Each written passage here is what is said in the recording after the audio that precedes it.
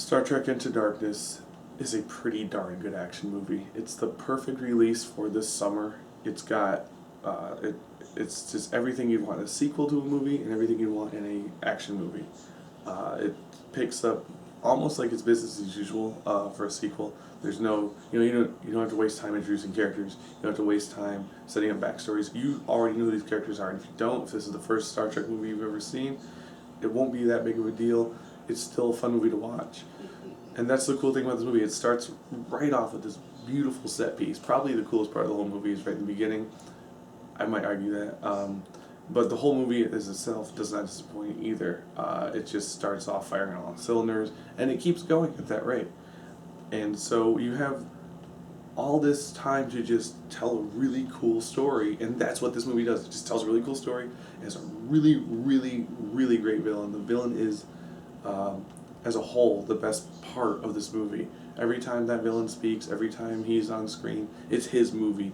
He has your attention, he has the character's attention, and it's just all about the villain, which, I don't want to spoil a lot about the villain because I feel like I'd be doing it justice if I talked about him, but just believe me when I say he alone is the reason this movie exists, and it's such an amazing time spent watching Kirk go against this guy, watching Spock go against this guy, watching Starfleet go against this one guy who just has no remorse, and it's just intense scenes that this guy has in this movie.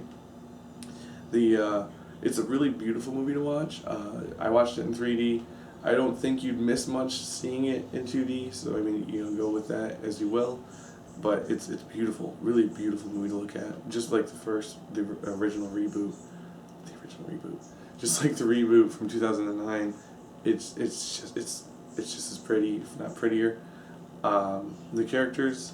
The only gripe I have with the movie is all the characters, since they're established, you know who they are. They kind of become one-dimensional. Even the two, Spock and Kirk. It's just like Kirk's a rebel, Spock's logical, Bones is the damn it guy, Scotty's the Scotsman. It's just they just kind of fit this mold of these characters, and they don't really grow as individuals. They just kind of play their part, and I guess that's okay because it's Star Trek. But for a guy who likes character development, I feel like that was the only lacking point of the movie. But it's an action movie in space. There's not much you can expect from that. So I kind of set that aside and, let my own personal gripes, not get the best of me, and still enjoy this movie quite thoroughly. It's better than Great Gatsby, thankfully. It's better than Iron Man 3, not surprisingly, but it's better than both those movies. I don't know if it's better than the original reboot. What do you call that? I don't know if it's better than Star Trek 2009. I'd have to kind of watch them back to back, but it's just as good, I would say. It's good for its own reasons. It's a different, it's Into Darkness, so of course it's a darker movie, and there's some good. It's just a good all around film. I would say check this movie out. It's pretty darn cool. Star Trek fan, not Star Trek fan, action fan, doesn't matter. This movie probably would appeal to you in some way.